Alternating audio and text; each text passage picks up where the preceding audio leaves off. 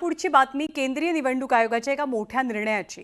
निवडणुकीच्या वेळेला जे फोटो काढले जातात आणि जे व्हिडिओ रेकॉर्ड होतात त्या रेकॉर्ड केलेल्या व्हिडिओ फुटेजच्या नियमात आता बदल झालाय। निवडणुकीचं सीसीटीव्ही फुटेज यापुढे फक्त 45 दिवस म्हणजे 1.5 महिना सुरक्षित ठेवलं जाईल असं निवडणूक आयोगानं स्पष्ट केलंय। याचा अर्थ असा होतो की निवडणूक निकाल जाहीर झाल्यानंतर 45 दिवसांच्या आत सीसीटीव्ही डेटा निवडणूक आयोगाकडे सुरक्षित असेल। या कालावधीपर्यंत निवडणूक आयोगाकडे कोणतीही याचिका किंवा तक्रार पोहोचली नाही तर तो डेटा नष्ट केला जाऊ शकतो। यापूर्वी वेगवेगळ्या प्रकारच्या रेकॉर्डिंग्स निवडणूक आयोगाकडून 3 महिने ते 1 वर्षापर्यंत सुरक्षित ठेवल्या जायच्या। निवडणूक आयोगाच्या या निर्णयामुळे राजकारण मात्र चांगलंच तापलंय।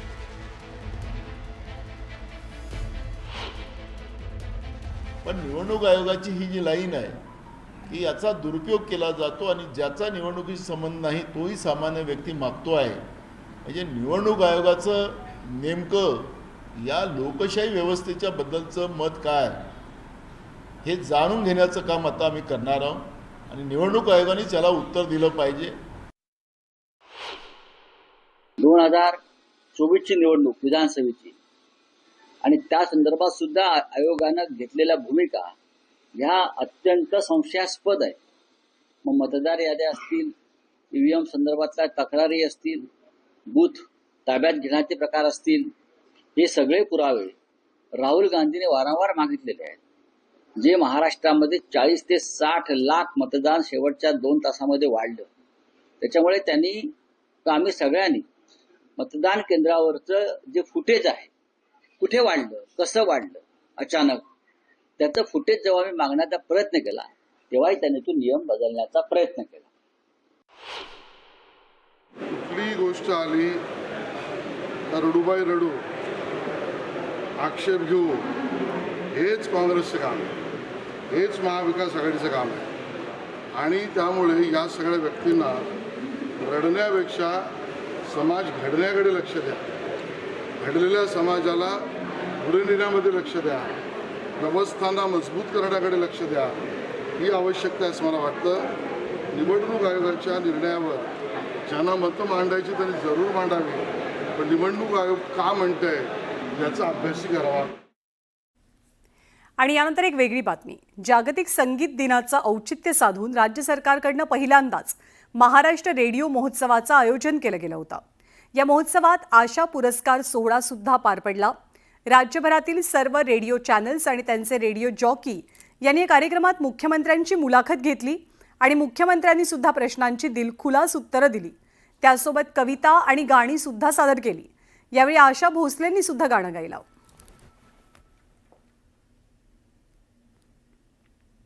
2019ला आम्ही निवडून आलो, पण आमचं सरकार नाही आलं। पण 2022ला आम्ही सरकार आणलं आणि वो सिकंदर भी दोस्तों कहलाता है, हारी बाजी को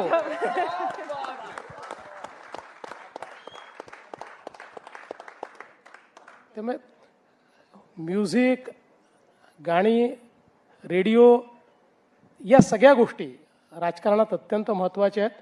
मगाची आशिषजींनी सांगितलं की रेडिओच्या माध्यमातून मोदीजी मन की बात ही शेवटच्या माणसापर्यंत पोहोचवत आहेत। आणि तुम्ही बघा, म्हणजे तुमच्या सगळ्या FM रेडिओजवर इलेक्शन आलं की तुमच्या आवाजापेक्षा आणि तुमच्या गाण्यांपेक्षा जास्त आमच्या ॲडव्हर्टाइजमेंट असतात। म्यूजिक ने आपको किस तरह से हेल्प किया in politics to be very very precise? देखिए, पहली बात तो ये है कि म्यूजिक जो है वो हमारी संवेदनाओं को जीवित रखता है। तो जैसा आपने कहा कि हम लोग बाहर से खड़ूस दिखते हैं लेकिन अंदर से बहुत अच्छे लोग हैं। जब भी समय मिलता है या जब भी मुझे डिस्ट्रेस होना है तो मैं म्यूज़िक सुनता हूँ। मैं प्रवास करता हूँ तो सारे प्रवास में मैं गाने सुनता हूँ और मैं ऐसा मानता हूँ कि उससे हम अपने जो इमीडिएट प्रॉब्लम्स है उसको भूलकर एक दूसरी दुनिया में जाते हैं। इसलिए म्यूजिक मेरे लिए एक बहुत बड़ा हीलर है। Thank you sir. तुम्ही म्हणता माझ्या कवितेला अर्थ नसतो, तुम्ही म्हणता माझ्या कवितेला अर्थ नसतो, नसे ना का अर्थ, अनर्थ तर असतो। वाह वाह, क्या बात है, क्या बात है। अरे तुम्ही काय कविता कराल, पण आणि किंवा परंतु अशा अर्थपूर्ण शब्दांचा निरर्थक शाब्दिक गुंता म्हणजे कविता नव्हे. पण आणि किंवा परंतु अशा अर्थपूर्ण शब्दांचा निरर्थक शाब्दिक गुंता म्हणजे कविता नव्हे.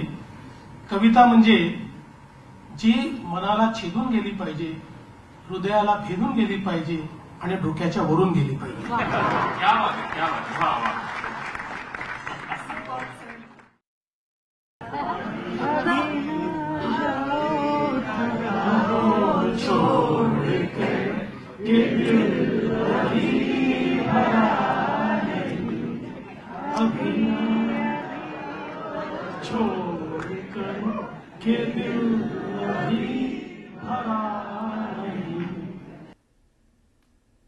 तर राजकारणापासूनचे थोडेसे वेगळे देवेंद्र फडणवीस या मुलाखतीच्या माध्यमातून सगळ्यांना अनुभवता आले.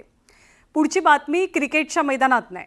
इंग्लंड विरुद्धच्या लॉर्ड्सच्या मैदानावरील पहिल्या कसोटीच्या पहिल्या डावात टीम इंडियानं 471 धावा केल्या. भारताकडनं यशस्वी जयस्वाल, शुभमन गिल आणि रिषभ पंत यांनी शानदार शतकं झळकावली. दुसऱ्या दिवशी इंग्लंडच्या गोलंदाजांनी भारतीय फलंदाजांवरती पूर्णपणे वर्चस्व गाजवलं, कारण टीम इंडियानं शेवटच्या 7 विकेट्स अवघ्या 41 धावांमध्ये गमावल्यात. कर्णधार बेन स्टोक्स आणि जो स्टँग यांनी प्रत्येकी 4-4 विकेट्स घेतल्या. दुसऱ्या दिवशी टीम इंडियानं 3 बाद 359 धावसंख्येवरनं खेळायला सुरुवात केली. रिषभ पंतनं दमदार शैलीत फलंदाजी करत आपलं शतक पूर्ण केलं, तर शुभमन गिल 1.5 शतक करण्यापासून हुकला. त्याला 147 धावांवरती शोएब बशीरनं आऊट केलं, तर पंतनं 134 धावांची खेळी केली. त्यानंतर क्रीजवरती आलेल्या 6 फलंदाजांपैकी फक्त एकाच खेळाडूला धावांच्या बाबतीत दुहेरी आकडा गाठता आला. आता टीम इंडियाच्या वेगवान गोलंदाजांनी भेदक मारा करत इंग्लंडला लवकरात लवकर ऑल आऊट करण्याची अपेक्षा आहे.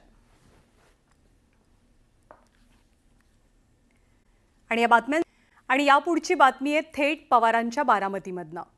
अजित पवारांनी 1-2 वेळा नाही तर 6व्यांदा राज्याचा उपमुख्यमंत्री होण्याचा विक्रम केलाय. पण असं असताना सुद्धा त्यांना वेध लागलेत, अजित पवारांना वेध लागलेत ते बारामतीमधल्या माळेगाव सहकारी साखर कारखान्याच्या चेअरमन पदाचे. अजित पवारांनी माळेगावची ही निवडणूक अतिशय प्रतिष्ठेची केली आहे. तर अजित पवारांचे पुतणे युगेंद्र पवारांच्या नेतृत्वाची सुद्धा कसोटी या निवडणुकीतनं लागते. सगळ्यांनी पॅनल टू पॅनल तुम्ही या 20 लोकांकडे बघू नका, ह्याच्याकडे बघा, माझ्याकडे बघून तुम्ही मतदान करा आणि तुमचा चेअरमन देखील मीच होणार.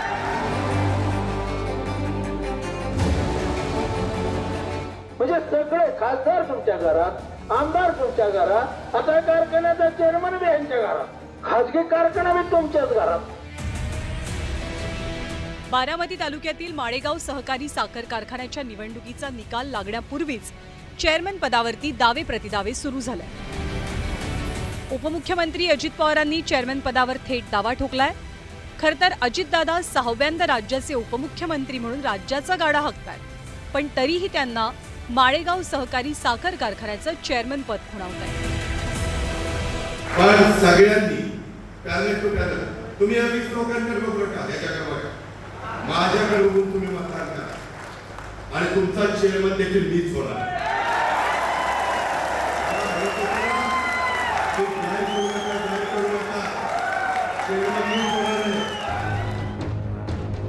एकीकडे अजित पवारांनी चेअरमन पदावरती दावा ठोकलाय, तर दुसरीकडे रंजन तावरे आणि चंदनराव तावरेंनी आपल्याच पॅनलचा चेअरमन होणार असा प्रतिदावा केलाय. तावरे हे अजितदादांचे कट्टर राजकीय विरोधक म्हणून परिचित आहेत. तावरेंनी सहकार शेतकरी बचाव पॅनलच्या माध्यमातून अजितदादांसमोर आव्हान उभं केलंय. तर मुंबईला गेले, मुख्यमंत्री होतील, व्हावं त्यांनी, आमच्या शुभेच्छा. परंतु तसं नाही, परत माळेगाव कारखान्यात यायची वेळ का आली? म्हणजे सगळे खासदार तुमच्या घरात, आमदार तुमच्या घरात, आता कारखान्याचा चेअरमन बी यांच्या घरात, खाजगी कारखाना बी तुमच्याच घरात. या निवडणुकीत अजितदादांसमोर एकूण 2 आव्हानं आहेत. एकीकडे पारंपरिक विरोधक तावरे, तर दुसरीकडे कुटुंबातनंच आव्हान समोर आहे. पुतण्या युगेंद्र पवारही बळीराजा सहकारी बचाव पॅनलच्या माध्यमातून निवडणुकीच्या रिंगणात आहे. खरं तर 1984 साली अजित पवारांनी माळेगाव कारखान्याची निवडणूक लढवलेली होती. त्यानंतर 4 दशकांनी ते उमेदवार म्हणून निवडणुकीत उतरले. त्यामुळेच या निवडणुकीला वेगळं महत्त्व प्राप्त झालंय. पण उपमुख्यमंत्री असतानाही अजितदादांना कारखान्याचं चेअरमन पद अधिक प्रिय का आहे यावरनं तर्कवितर्क लढवले जातात. जितेंद्र जाधव, न्यूज 18 लोकमत, बारामती.